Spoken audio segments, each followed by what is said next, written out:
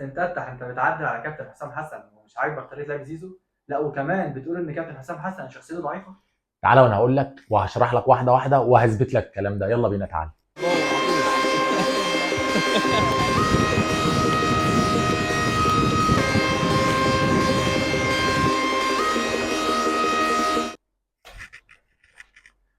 بص يا عالمي، عندك هنا الاربعه دول الخصم، الازرق الخصم.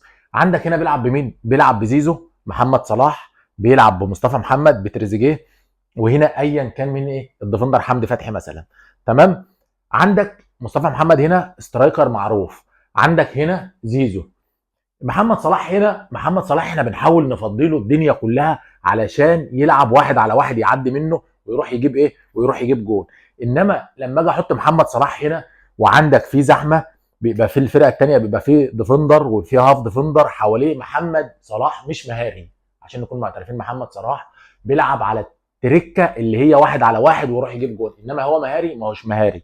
تمام. طيب لازم يضحي يا بزيزو يا بمحمد صلاح، واحد من الاثنين ما ينفعوش. فعشان اقول لك ان هو شخصيته ضعيفه، ان هو خايف يقعد زيزو علشان الجمهور ما يهيكش عليه وعشان الجمهور ما يقطعش فيه ولا يتكلم عليه. فبيعمل ايه؟ فبيهدي الجمهور بمين؟ بزيزو، ان هو افضل لعيب في مصر. فقال لك العبه هنا. طب انت لما تلعب محمد صلاح هنا ما بيعرفش يلعب بظهره للجون، خطورته كلها بوشه.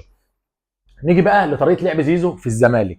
زيزو طبعا بيلعب هنا، تمام، ومعاه صانع لعب ومعاه ديفندر او هاف ديفندر. زيزو بيلعب هنا، الكره لما بتيجي لزيزو بيعمل ايه؟ بيطلع قدام، تمام. ده الباك ليفت بيقفل عليه، بيقوم عامل ايه؟ بيقوم واخد الكره وجاي. المفروض لما ياخد الكره ويجي هنا يعمل ايه؟ يبصيها لصانع اللعب ويتحرك، او يبصيها لصانع للديفندر ويتحرك لجوه، او يلعب فين؟ مهاجم تاني. لا، زيزو بيقوم ماسك الكوره في دماغه، عايز يعمل كل حاجه. بيقوم ماسك الكوره وجاي هنا، بيبقى قدامه صانع اللعب وقدام الديفندر ما يرضاش يبصها له واتفرجوا عليه، وقوم جاي واخدها هنا ورايح. طيب المساحه دي مين اللي هيلعب فيها؟ المساحه دي الباك رايت بتاعه بيبقى هنا، المساحه ديت فاضيه كلها، وبيعمل زحمه هنا وبيجيب الخصم ويدخل في زميله. لا وكمان بيقوم جاي ساعات يجي ياخد لك الكوره ويجري بقى بالعرض.